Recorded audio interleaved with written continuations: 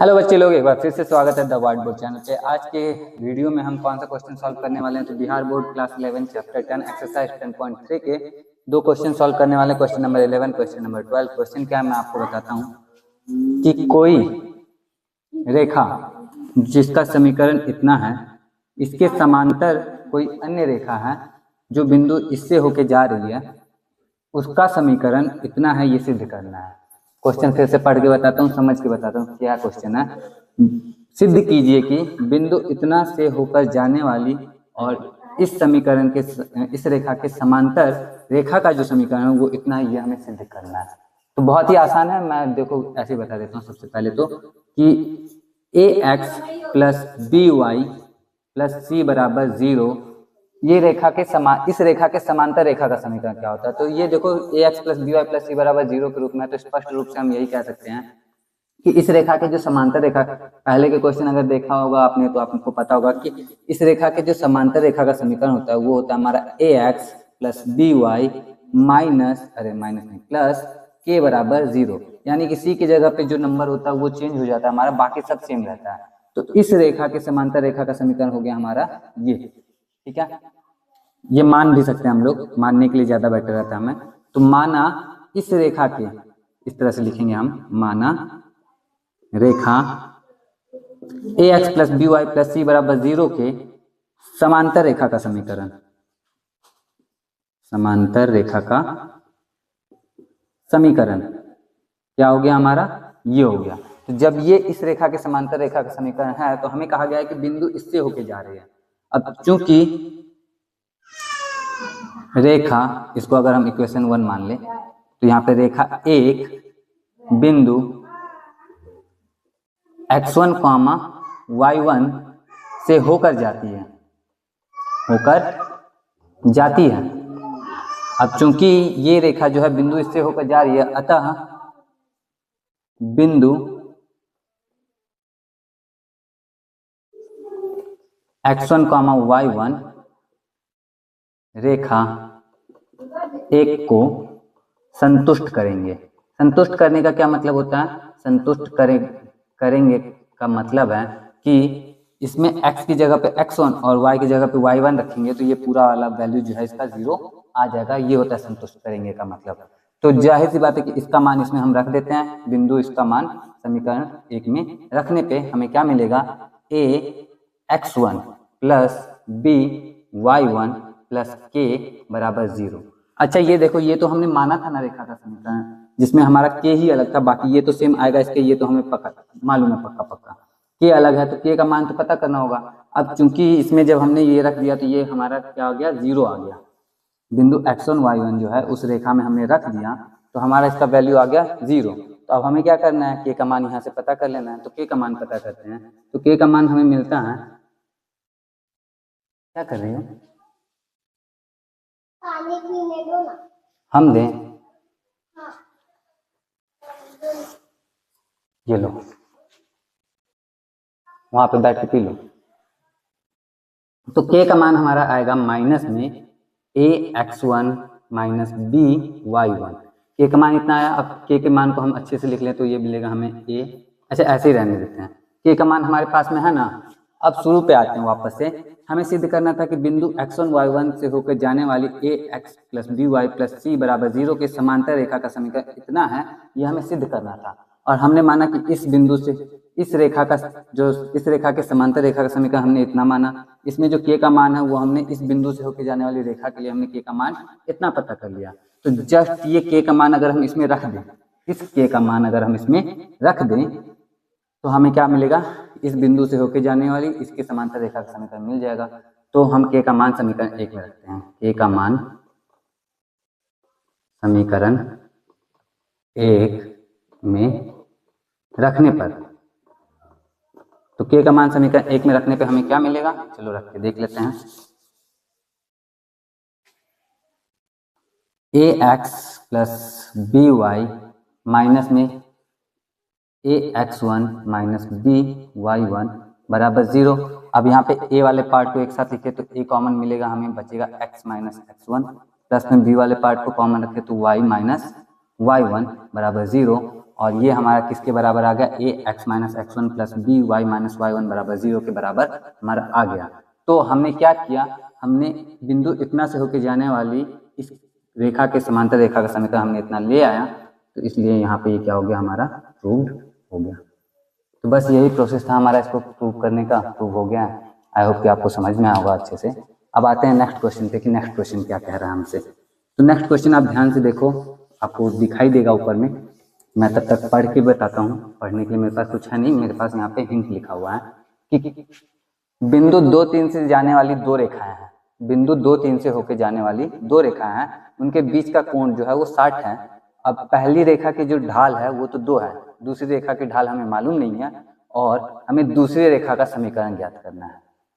समझो कुछ इस तरह से कि कोई बिंदु है, जैसे मान लो कार्तीय तल बना देते हैं पहले। तो अब कार्तीय तल बनाने के बाद हम जान रहे हैं कि ये 1 2, तो यहाँ 2 3 है तो x वाला 2 हो गया हमारा और y वाला 3 हो गया, तो यहाँ पे भी 1 2 3। तो यहाँ से ये वाला बिंदु हो गया हमारा 2 3। तो इस बिंदु से होके जाने वाली दो रेखाओं की बात कर रहा है। तो एक रेखा इधर ले जाओ, एक रेखा इधर ले जाओ, ये दो रेखाएं हो गई, ये हमारी हो गई। किसको पहला माने, किसको दूसरा माने, किसी को कुछ भी मान लो ये पहली रेखा है और ये दूसरी रेखा है। तो बिंदु 2 3 से होने वाली दो अलग अलग रेखाओं के जो बीच का कोण है वो क्या है, थीटा जो है वो 60 डिग्री का है।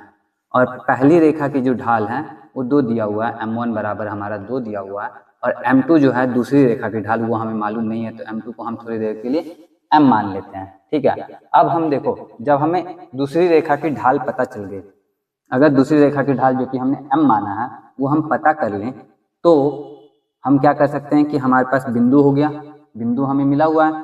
किसी रेखा जिसकी ढाल हमें मालूम हो और x और y बिंदु मालूम हो, आपको ऐसे मैं याद दिलाता हूँ कि कोई रेखा जो बिंदु x1, y1 से होके जाती है और उसकी ढाल अगर m है, तो उस रेखा का समीकरण क्या होता है, तो उस रेखा का समीकरण होता है y माइनस y1 बराबर m into x minus x1। तो यहीं पे हम यहाँ पे भी वही करने वाले हैं। ये दूसरी रेखा जो है हमारी, इसकी ढाल पहले हम निकाल लेंगे जो कि m2 हमारा आ जाएगा। ढाल जब मिल जाएगा तो ये रेखा जो है बिंदु 2 3 से होकर जा रही है और इस रेखा की ढाल हमारे पास में है, तो ये वाला फॉर्मूला लगा के हम दूसरी रेखा की ढाल निकाल लेंगे। तो चलो निकालते हैं, देखते हैं कितना आता है। तो सबसे पहले तो हमें क्या करना है, दूसरी रेखा माना, दूसरी रेखा की ढाल माना, दूसरी रेखा की ढाल, तो दूसरी रेखा की ढाल हमने मान लिया m। तो अब हम जान रहे हैं कि m1 बराबर हमारा 2 और m2 बराबर जो है हमारा वो m है, और यहाँ पे दोनों के बीच का कोण थीटा है, तो इसका एक फॉर्मूला होता है tan थीटा बराबर मोड में m minus m1 m1 minus m2 बटा 1 प्लस m1 इंटू m2। तो ये होता है फॉर्मूला, सिंपल सा। इस फॉर्मूले पे थीटा की जगह तो हम 60 रख लेंगे, उसके बाद m1 की जगह पे 2 रखेंगे, m2 की जगह पे m रखेंगे और m का वैल्यू निकालने की कोशिश करते हैं। चलो कोशिश करें हम। ये बिंदु 2 3 से होके जा रहा है, ये हम लास्ट में यूज करेंगे, तो यहाँ से इसको फिलहाल हम मिटा देते हैं। तो इसको हल करने की कोशिश करते हैं। यहाँ पे थीटा की जगह 60 रखते हैं तो हो जाएगा हमारा tan 60 और बराबर मोड में m1 की जगह 2, m2 की जगह m बटा में 1 प्लस 2m। अब देखो, वैसे मोड के अंदर में जो कुछ भी रहता है वैल्यू वो हमारा क्या आ जाता है, माइनस भी रहता है तो प्लस में हो जाता है, ये बात तो हम सबको मालूम है। लेकिन यहाँ पे हमें क्या करना है, इसका m का पता नहीं है m प्लस में है हमारा कि माइनस में। तो जब हमें m पता नहीं है प्लस में है कि माइनस में है और हमें m का ही मान निकालना है, तो इस केस में क्या होगा ना कि ये इसका जो वैल्यू होगा, यहाँ से मोड हटाने के लिए हमें इसके साथ प्लस माइनस दोनों लगाना पड़ेगा।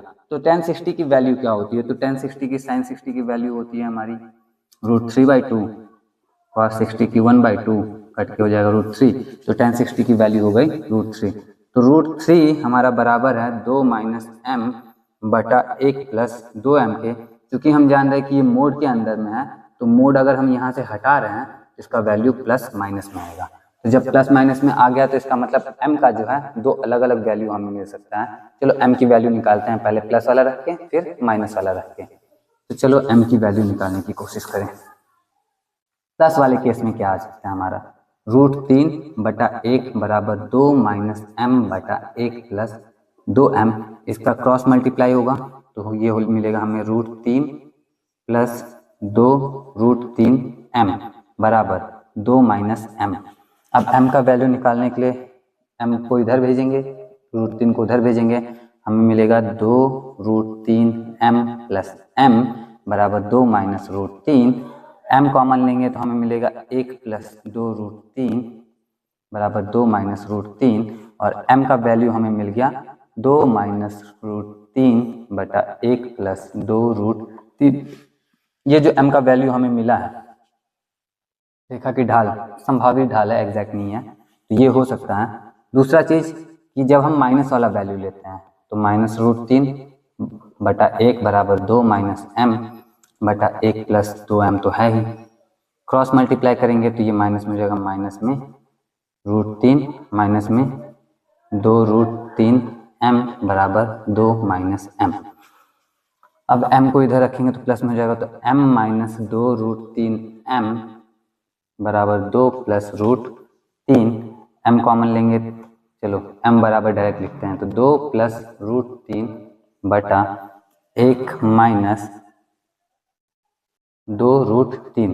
ये m का वैल्यू आ गया हमारा जब हमने माइनस वाला वैल्यू लिया था। तो m के हमारे पास में 2 मान है, m के कितने मान है, 2 मान है। तो अब हमारे पास में देखो, समझो यहाँ तक तो m जो आया है, हमने दूसरी m क्या है हमारा, m हमारी दूसरी रेखा की ढाल है।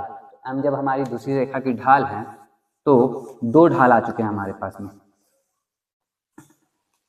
कितनी ढाल है, 2 ढाल। तो ढाल अगर हम, पहला ढाल है 2 माइनस √3 बटा 1 प्लस 2√3 और दूसरा ढाल है हमारा 2 प्लस √3 बटा में 1 माइनस 2√3। आ जाओ, अब दोनों क्या है, m का ही मान है। m का मान या तो ये है या ये है, दोनों में से कोई एक।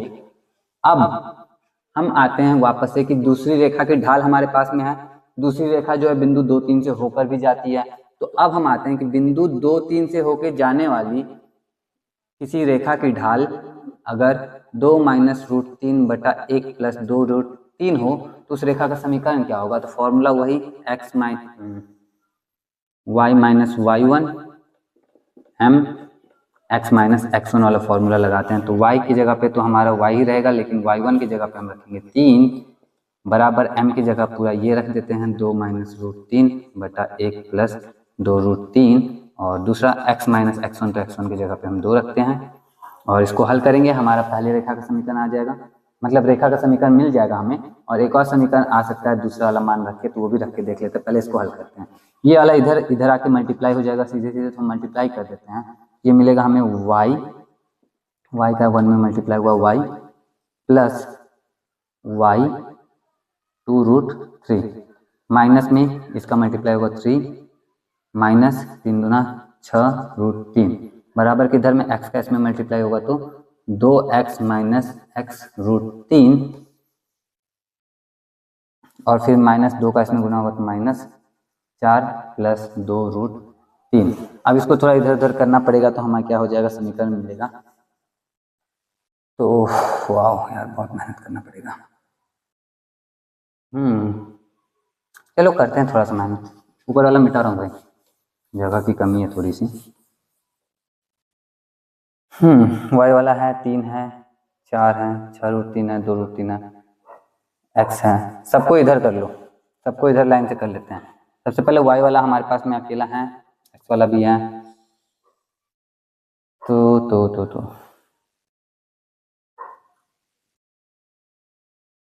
1 प्लस 2√3 y, ये हो गया हमारा 1 प्लस 2√3 y माइनस 3 माइनस 6√3 यहीं पे है। इधर वाले को भी इधर कर रहे हैं तो माइनस में 2x प्लस में x√3 माइनस वाला इधर आके प्लस में 4 माइनस में 2√3। अब इसको हल करते हैं हम आराम से, बराबर में 0। तो यहाँ पे x वाले को भी निकाल लो भाई, x वाला ये रहा ना। तो अगर हम x को कॉमन लें तो √3 माइनस 1 आ जाएगा, चलो आ गया।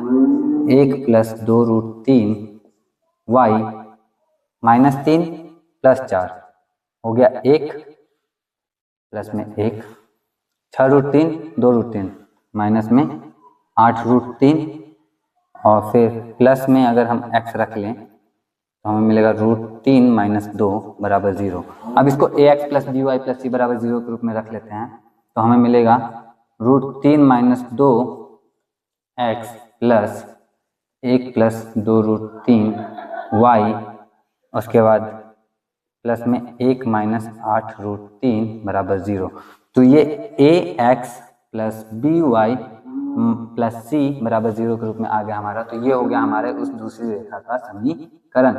ये कब आया हमारा? जब हमने m इसको लिया था और बिंदु ये लिया था। अब आप क्या करना, अपनी तरफ से m इसको लेना और बिंदु यही रखना, इक्वेशन और वो फॉर्मूला हमारा वही लगेगा। कौन सा? y - y1 बराबर m इंटू x - x1। और इसमें क्या करना, y1 की जगह पे 3 रख लेना, x1 की जगह पे 2 रख लेना और m की जगह पे इतना रखना। एक और समीकरण आपको मिलेगा। तो ये आपका काम है, आप इसको अच्छे से कंप्लीट करना और बताना कितना आ रहा है। बाकी ये है खतरनाक सा जो भी आया हमारा, यही हमारा आंसर है। और आज की वीडियो के लिए इतना ही है। मिलता हूँ फिर अगर वीडियो अच्छा लगा और समझ में आया तो वीडियो को लाइक कर देना, कमेंट करके बताना आपको अच्छा लगा या समझ में नहीं आया। बाकी आज की वीडियो के लिए इतना ही। मैं मिलता हूँ आपसे नेक्स्ट वीडियो में। फिर अपना ख्याल रखना, अच्छे से पढ़ाई करते रहना। जय हिंद।